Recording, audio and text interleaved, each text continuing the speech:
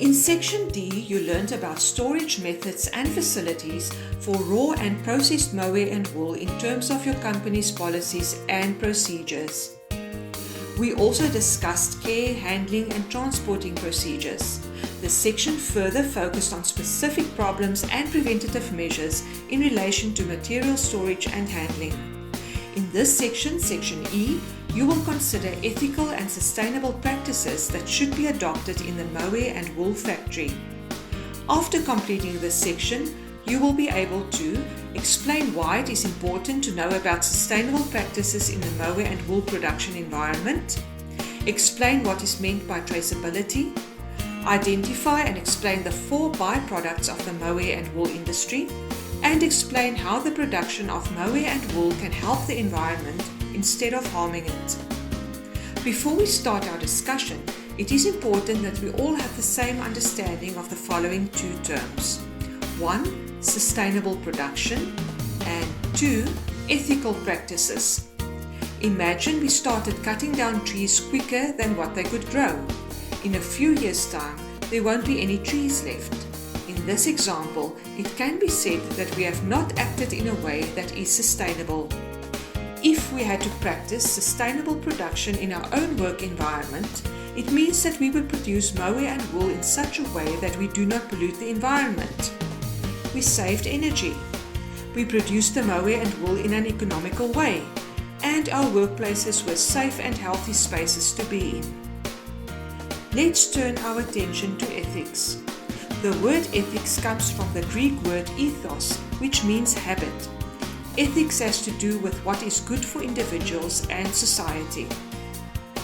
Adopting ethical practices means that we take actions to ensure that production processes are not damaging to the people who buy and use our products and to the society.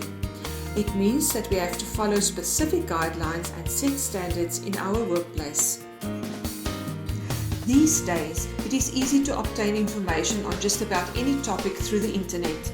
For example, people are able to make better choices about where to send their children to school, how to stay safe against COVID-19, keeping up to date with the latest electronic gadgets and which brands are better value for money.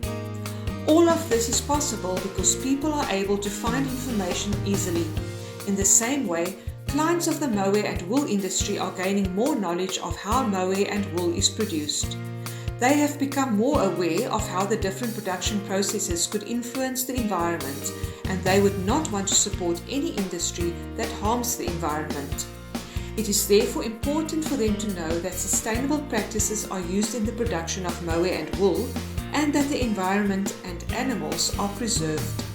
They want to know where their money is going and who the people behind the fibers and products are.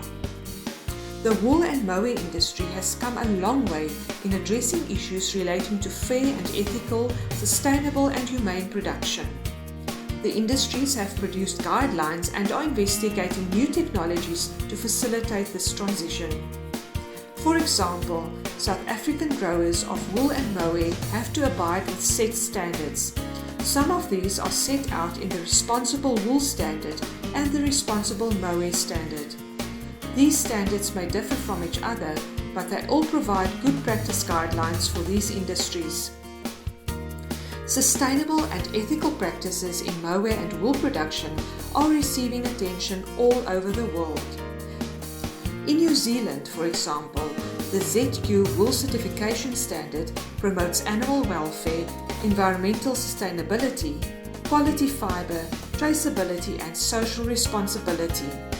There is also Nativa in South America, who also developed and implemented a protocol to enhance animal welfare, environmental management and socio-economic welfare of farmers and their communities.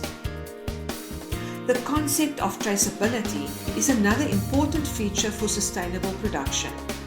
Traceability is a system whereby wool and mohair can be traced back to the farm from where it comes by using bale numbers.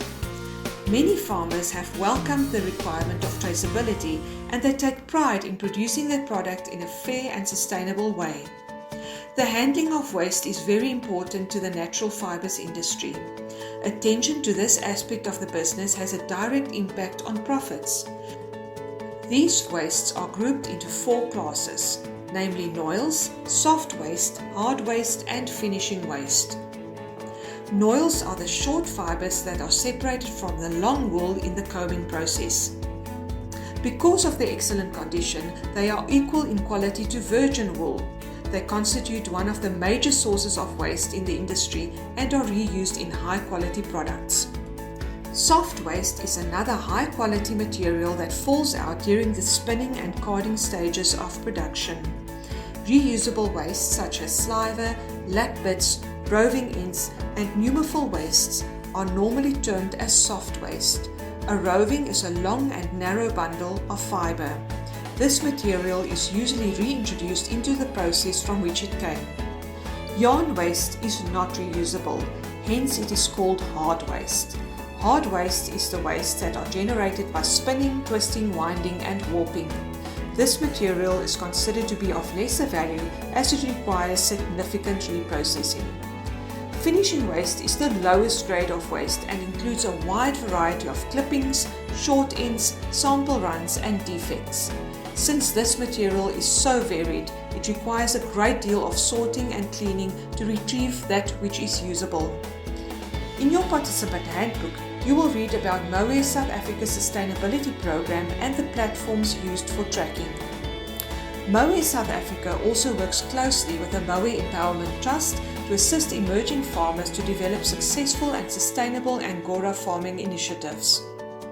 The Mohair Empowerment Trust is a non-profit organization focused on uplifting and partnering with Black South African farmers who show potential to succeed in the mohair farming industry. The South Africa Mohair Cluster is a non-profit company that is dedicated towards the enhancement of mohair production, processing, and manufacturing in South Africa. Such as with mohair, the retail sector wants to buy wool products from farmers that practice sustainability, animal welfare, ethics, and care for the environment. At factory level, sheared wool must be prepared, packed, and offered in line with requirements of the Cape Wool's SA classing standards. The world wants a solution to plastic pollution, and synthetic fibers are polluters.